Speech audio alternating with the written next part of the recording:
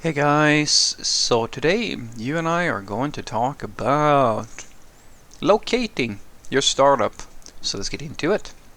So the question in question was, hi Frederick, question, maybe for the next video. Is it preferred to move to a big city to start a startup so I can hire developers much quicker, or do I select a small city where developers could have a better work-life balance? Only on a hiring perspective, how easy is it to convince developers to move out of a big city? What do you think? Thank you. So I would say that before Corona, my answer would have been one thing, and today it's going to be a slightly different thing.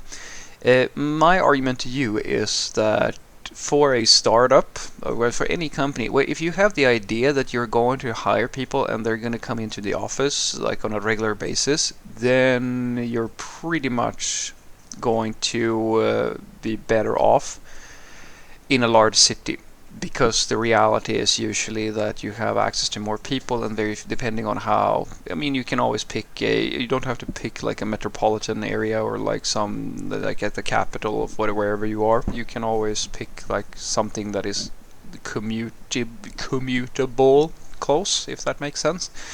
But you're going to face the same sort of problem that the vast majority of the industry is facing at this point, which is that there's not enough developers even in an entire country or in an entire city to go around. This idea that you sort of have with a lot of other companies where, if you start a cleaning business or a retailing business or something like that, and then you have a store or whatever, and then people just come into work, that way of working doesn't really fly in software development. Most of the larger companies have international programs where they will do everything from relocating people to like their country and so forth, because it is, as I like to say, a talent business, where the people who are everybody has offers practically, as the programmers are all spoken for, basically the ones that are worth something usually. And if you want to compete, you have to make an offer and not a monetary offer necessarily, but you have to offer something that is worth looking into. And that really is in the startup world, usually down to one part is the product. How well do you sell your vision to other people? Does it seem like a fun project to be part of? The second part is how fun and engaging will it be to be part of that thing?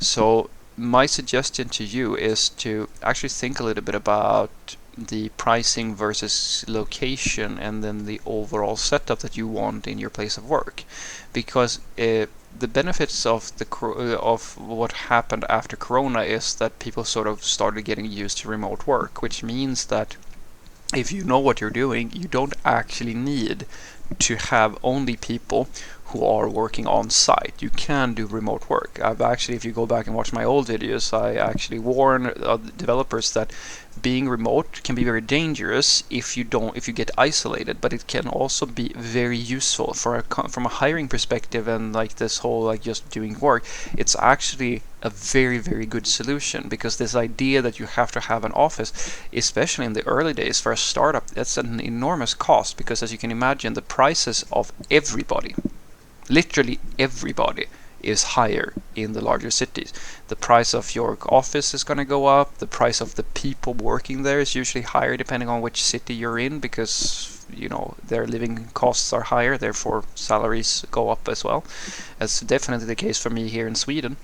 And so if you can do something which I think is much nicer, which is that you have a small office just to be able to bring clients or have meetings or meet people in person and so forth, where the intention of that office is more just to have it because there are situations where you want to find somewhere to meet up and do introductions, or as I said, have a meeting with new customers or potential clients and stuff like that.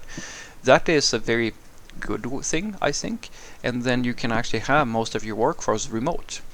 That is what I would suggest, because if you do that, then the whole moving around thing it's not much of an issue anymore.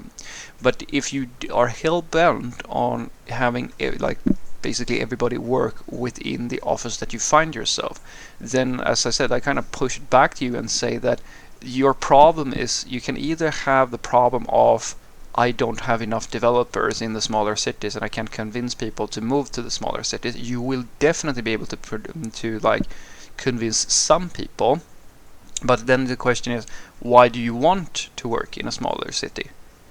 Well, because like the better work-life balance. There's nothing that living in a small or a large city has nothing to do with work-life balance, my friend.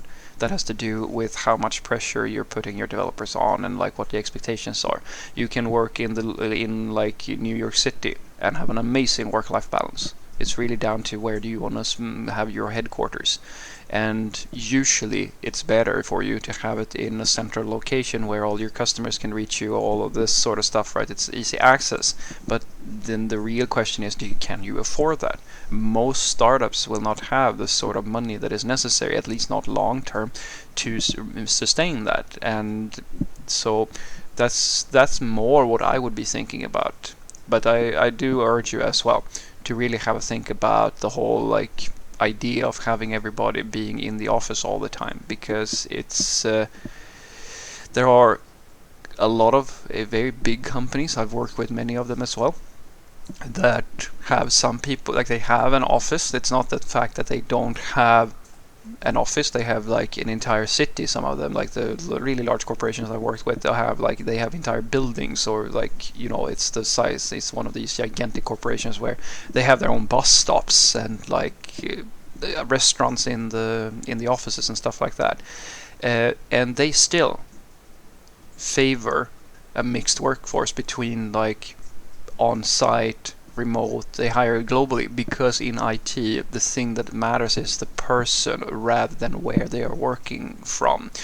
Because this idea some people might have that, oh, but if it's a remote worker they're not going to go do a good job. That's absolute bullshit. It comes down to how does your setup work? Are you hiring the right people? Because good people will do a good job regardless of if they have a manager sitting behind them or not.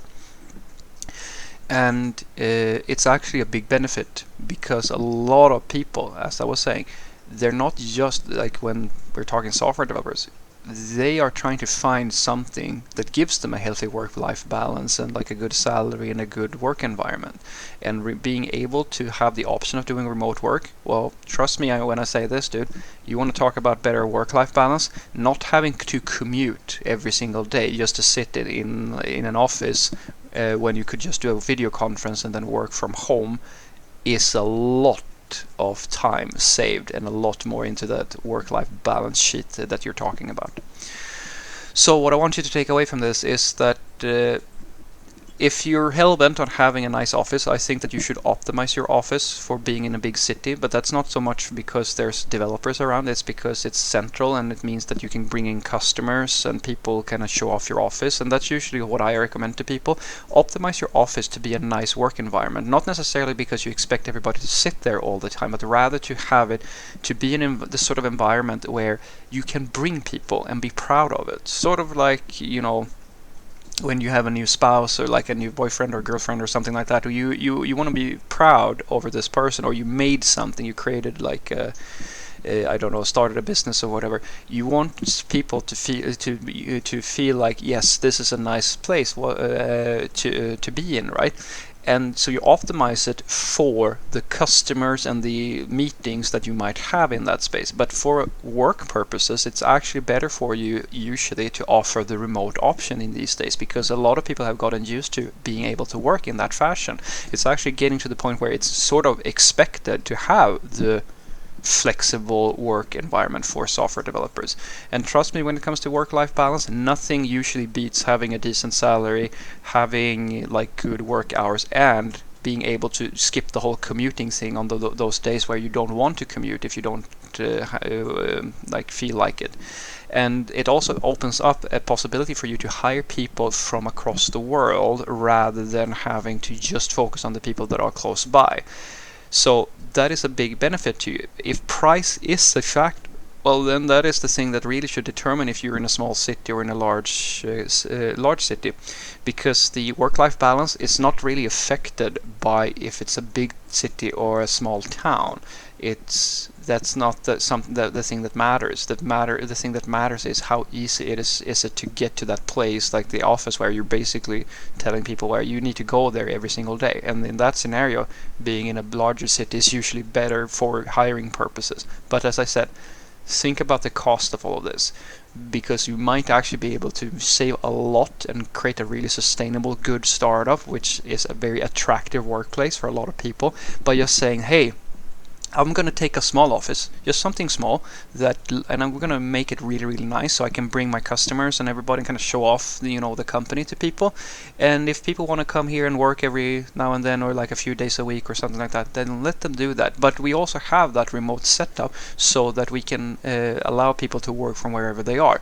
I promise you that is going to give you a lot of benefits when it comes to hiring. Have a great day.